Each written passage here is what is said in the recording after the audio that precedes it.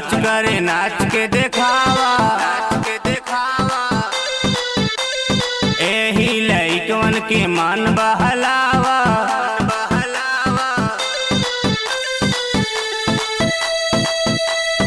अरे बॉबी सुनो, आइल बाड़ू नाच करे नाच के देखावा, एही लइकवन के मन बहलावा।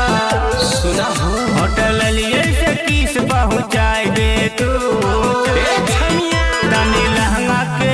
तनी लहंगा के ऊपर उठाई दे तू, उठाई दे तू।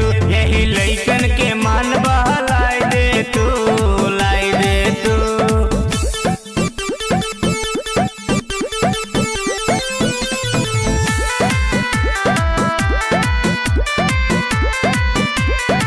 रात भर जतनई मजा उठई है, उतनई तो पे रुपया लुटई है। अरे नाच नाच रात भर जतनई मजा उठई है, उतनई तो पे रुपया लुटई है। गोरी अखिए से तीर चलाई दे तू, तनी लहंगा के ऊपर उठाई दे तू, उठाई दे तू। यही लइकन के मन बहलाई दे तू, लाई दे तू।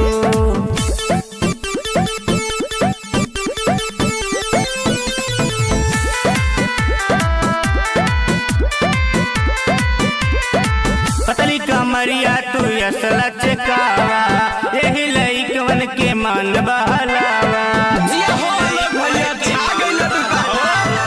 पतली कमरिया तू असला चकावा, यही लइकवन के मन बहलावा। जब रुपया से खाली कराई ले तू, तनी लहंगा के ऊपर उठाई दे तू, उठाई दे तू। यही लइकन के मन बहलाई दे तू, लाई दे तू।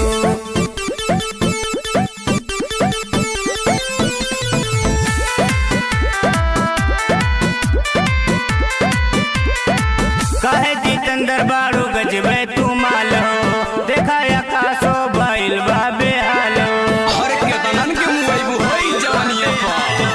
कहे जितेंद्र बाड़ू गजबे तू माल हो, देखा आकाशो बैल बा बेहाल हो। गोरी रंजन के रस चिखाई दे तू, तनी लहंगा के ऊपर उठाई दे तू, उठाई दे तू। यही लइकन के